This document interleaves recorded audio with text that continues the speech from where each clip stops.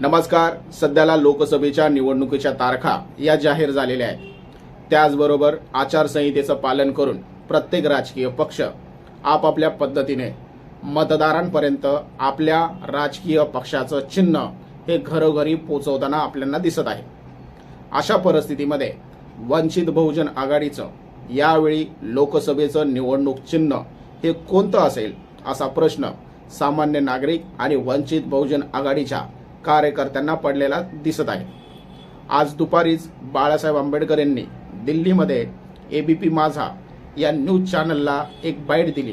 या बाईटमध्ये बाळासाहेब आंबेडकर यांनी निवडणूक आयोगाकडे साधारणपणे 3 निवडणुकीच्या चिन्हांची मागणी केलेली आहे. याच्यामध्ये पहिलं म्हणजे सिलेंडर, दुसरं म्हणजे शिट्टी आणि तिसरं म्हणजे रोड रोलर. या तिन्ही चिन्हांपैकी एक चिन्हावरती या वर्षीची लोकसभा निवडणूक वंचित बहुजन आघाडी लढणार आहे. निवडणूक चिन्ह नेमकं काय असतं, त्याचबरोबर निवडणूक चिन्ह कुणाला मिळतं, निवडणूक चिन्ह मिळवण्यासाठी काय अटी आणि शर्ती या निवडणूक आयोगाने घालून दिलेल्या आहेत हे जरा नीट समजून घ्या. म्हणजे येणाऱ्या लोकसभा निवडणूक किंवा पुढील होणाऱ्या विधानसभा निवडणुकीमध्ये तरी वंचित बहुजन आघाडीला हक्काचं मान्यताप्राप्त लोकसभा आणि विधानसभेसाठी निवडणूक चिन्ह मिळवता येईल. भारत देशामध्ये भरपूर सारे राजकीय पक्ष आहेत. साधारणपणे एका सर्वेनुसार 1400 पेक्षाही जास्त राजकीय पक्ष हे नोंदणीकृत आहेत. त्यापैकी संपूर्ण भारतभरामध्ये 6 हे राजकीय पक्ष राष्ट्रीय पक्ष आहेत. मग या राष्ट्रीय पक्षामध्ये 6 असे कोणते राजकीय पक्ष आहेत की ज्यांना राष्ट्रीय पक्षाचा मान्यता किंवा राष्ट्रीय पक्षाचा दर्जा देण्यात आलेला आहे. तर याच्यामध्ये पहिला आहे भारतीय जनता पार्टी, दुसरा आहे काँग्रेस, तिसरा आहे बहुजन समाज पार्टी, चौथा आहे आम आदमी पार्टी, पाचवा आहे तुमचं NPP म्हणजेच नॅशनल पीपल फ्रंट, 6वं आहे तुमचं CPIM म्हणजेच मार्क्सवादी कम्युनिस्ट पार्टी. असे 6 राजकीय पक्ष हे राष्ट्रीय पक्ष आहेत. त्याच्यानंतर येतात तुमचे राज्यस्तरीय पक्ष. राज्यस्तरीय पक्षामध्ये जर पाहिलं तर पूर्वी शिवसेना आणि महाराष्ट्र नवनिर्माण सेना हे राज्यस्तरीय पक्ष होते. आता राज्यस्तरीय पक्षामध्ये सध्याला जर तुम्ही पाहिलं तर शिवसेनेचे 2 गट पडलेले आहेत. यापैकी शिंदे गट यांच्याकडे अधिकृत धनुष्यबाणाचं चिन्ह आहे, तर राष्ट्रवादीचे देखील 2 गट पडलेले आहेत. यापैकी अजितदादा गटाकडे अधिकृत पद्धतीने नव्हे तर मान्यता मिळालेलं घड्याळ हे चिन्ह आहे आणि हे प्रकरण सध्याला न्यायप्रविष्ट आहे.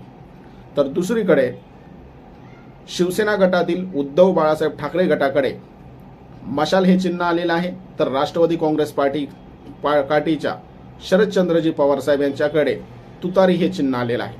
आता वंचित बहुजन आघाडीला जर राज्यस्तरीय पक्ष बनायचा असेल किंवा राष्ट्रीय पक्ष बनायचा असेल किंवा त्यांना जर स्वतःचं हक्काचं चिन्ह मिळवायचं असेल तर त्यांनी कोणकोणत्या अटी आणि शर्ती पूर्ण कराव्या लागतील हे जरा नीट समजून घ्या. सध्याला लोकसभेच्या निवडणुका आहेत.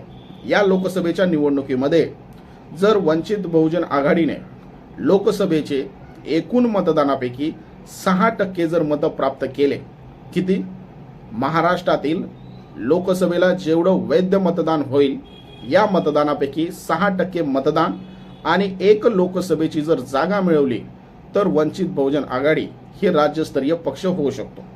जर समजा ही अट त्यांनी पूर्ण केली नाही तर त्यांनी दुसरी अट त्यांना पूर्ण करावी लागेल. ही अट म्हणजे समजा त्यांना लोकसभेच्या निवडणुकीमध्ये 6% ही मतं मिळाली नाहीत तरी देखील चालेल, मात्र त्यांना लोकसभेच्या 2 या जागा त्यांना जिंकावे लागते. समजा ही अट त्यांनी पूर्ण केली नाही तर तिसरी अट म्हणजे 2011च्या नियमानुसार जर समजा एखाद्या राजकीय पक्षाला लोकसभेमध्ये काही जागा मिळाल्या नाहीत, 0 जागा मिळाल्या तरी देखील चालेल, मात्र लोकसभेच्या निवडणुकीमध्ये राज्यामध्ये जेवढं काही वैध मतदान झालेलं आहे या वैध मतदानापैकी जर 8% मतदान वंचित बहुजन आघाडीला जर मिळालं तर वंचित बहुजन आघाडी राज्यस्तरीय पक्ष होऊ शकतो. म्हणजे साधारणपणे 3 या अटी जर त्यांनी पूर्ण केल्या तर राज्यस्तरीय पक्ष होऊ शकतात. पहिली अट म्हणजे 6% मतदान आणि 1 लोकसभेची जागा. दुसरी अट म्हणजे साधारणपणे 2 लोकसभेच्या जागा, याच्यामध्ये मताची टक्केवारी जर कमी झाली तरी देखील चालते. आणि तिसरी अट म्हणजे एकही लोकसभेची जागा जिंकली नाही मात्र 8% जर मतदान त्यांना प्राप्त झालं तर ते राज्यस्तरीय पक्ष बनू शकतात. 2019 मध्ये वंचित बहुजन आघाडीला साधारणपणे 7% वरती मतदान पडलेलं होतं आणि 1% वंचित बहुजन आघाडी राज्यस्तरीय पक्ष होता राहिलेला होता. जर त्यांना 8% जर मतदान पडलं असतं तर वंचित बहुजन आघाडीचं सिलेंडर हे अधिकृत चिन्ह झालं असतं.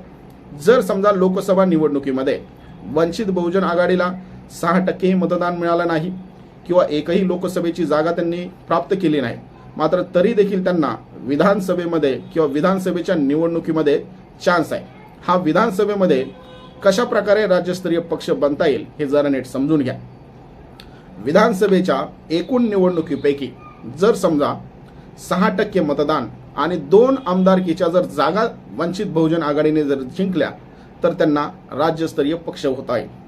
ही जर अट समजा पूर्ण करता आली नाही तर दुसरी अट आहे ती म्हणजे विधानसभेच्या 288 पैकी साधारणपणे 3% म्हणजे जर 9 विधानसभेच्या जर जागा मिळाल्या आणि 6% मतदानापेक्षाही कमी टक्के मतदान जरी झालं तरी देखील त्यांना राज्यस्तरीय पक्ष म्हणून मान्यता मिळू शकते. जर समजा 6% मतदानही मिळालं नाही किंवा 9 विधानसभेच्या त्यांनी जागाही जिंकले नाहीत तर तिसरा पर्याय त्यांच्या पुढे राहतो तो म्हणजे 2011च्या नियमानुसार राज्यातील एकूण मतदानाच्या टक्केवारीपैकी साधारणपणे जर वंचित बहुजन आघाडीने 8% मतदान जर प्राप्त केलं तरी देखील वंचित बहुजन आघाडी हे राज्यस्तरीय पक्ष बनू शकतात. म्हणजे विधानसभेमध्ये देखील वंचित बहुजन आघाडी हा राज्यस्तरीय पक्ष बनू शकतो मात्र त्यासाठी 3 अटी आहेत.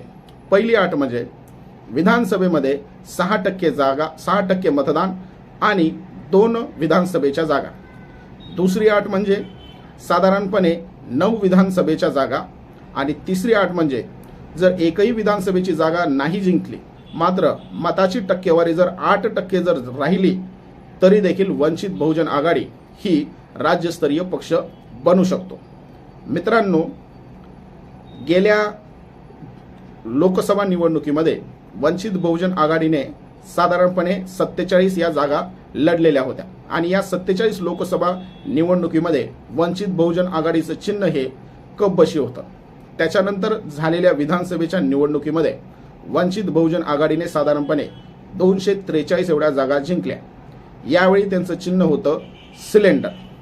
यावेळी वंचित बहुजन आघाडीकडून निवडणूक आयोगाकडे साधारणपणे 3 चिन्हांची मागणी केलेली आहे. याच्यामध्ये पहिला आहे सिलेंडर, दुसरा आहे शिट्टी आणि तिसरा आहे सिलेंडर. पहिला आहे सिलेंडर, दुसरा आहे शिट्टी आणि तिसरं म्हणजे रोड रोलर. या तिन्हीपैकी एका चिन्हावरती या वर्षीची लोकसभा निवडणूक वंचित बहुजन आघाडी लढणार आहे. योगायोग जर वंचित बहुजन आघाडीने याच्यापैकी एकही क्रायटेरिया जर पूर्ण केला तर वंचित बहुजन आघाडीला हक्काचं आणि मान्यता प्राप्त चिन्ह मिळू शकतं. त्याचप्रमाणे वंचित बहुजन आघाडी हा राज्यस्तरीय पक्ष म्हणून देखील घोषित करण्यात येऊ शकतो. थँक्यू.